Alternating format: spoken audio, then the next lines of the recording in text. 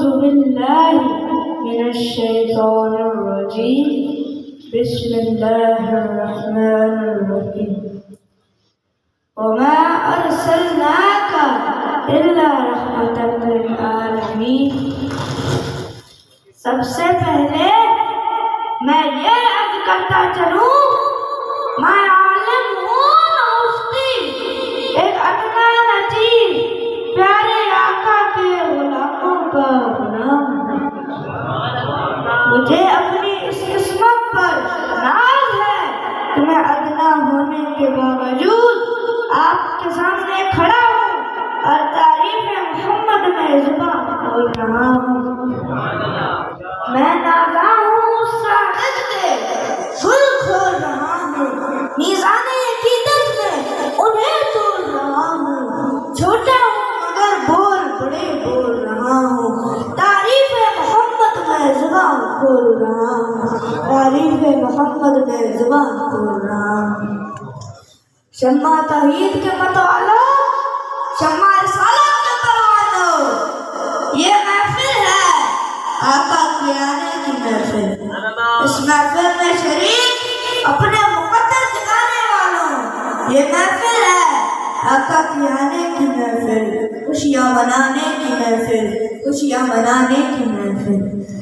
آج ہم اس ہستی کا ذکر کر رہے ہیں جس کا ذکر ہر آن اور ہر لمحے میں رب ذوالجلال فرشتوں سے کرانے کے ساتھ ساتھ خود بھی فرما رہا ہے کہ محبوب اور حبیب کا ذکر کرنے والا بھی محبوب ہوتا ہے.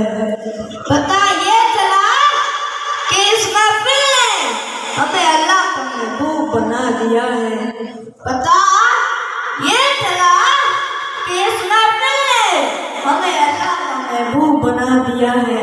ہماری خوش نصیبی کا عالم یہ ہے کہ ہم اس آقا کے امتی ہیں جس کی رحمت سے کائنات کا کوئی ذرہ محروم نہیں. پھر اس کا ذکر کرنے والے کیسے محروم ہو سکتے ہیں، کیسے محروم ہو سکتے ہیں؟ اللہ تعالیٰ نے انسانی ہدایت کے لیے 1,24,000 انبیاء رسول کو مبعوث فرمایا ہے. حضرت آدم علیہ السلام آئے تو رحمت لے کر آئے، حضرت نوح علیہ السلام آئے تو رحمت لے کر آئے، حضرت عیسیٰ علیہ السلام آئے تو رحمت لے کر آئے، سارے انبیاء آئے تو رحمت لے کر آئے، سارے رسول آئے تو رحمت لے کر آئے.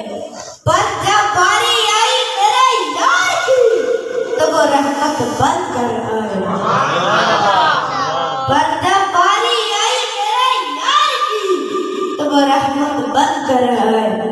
قرآن مجید میں ارشاد ہوتا ہے وَمَا أَرْسَلْنَاكَ إِلَّا رَحْمَةً لِلْعَالَمِينَ، کہ محبوب ہم نے آپ کو دونوں جہانوں کے لیے رحمت بنا کر بھیجا ہے، رحمت بنا کر بھیجا ہے.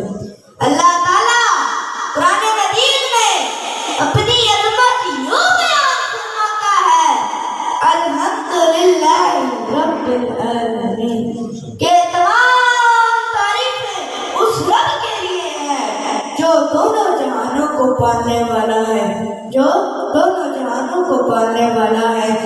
جہاں جہاں تک اس کی کبریائی، وہاں تک میرے مصطفیٰ کی مصطفیٰ. اللہ رب العالمین ہے، آقا رحمت للعالمین.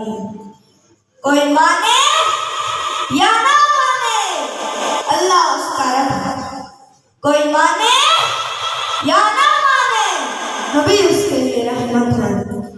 قربان جاؤں تاجدار مدینہ صلی اللہ علیہ وآلہ وسلم کے، جن کی عظمت پر اللہ تعالیٰ نے ان کو دونوں جہانوں کی رحمت کی نیت عطا فرما دی.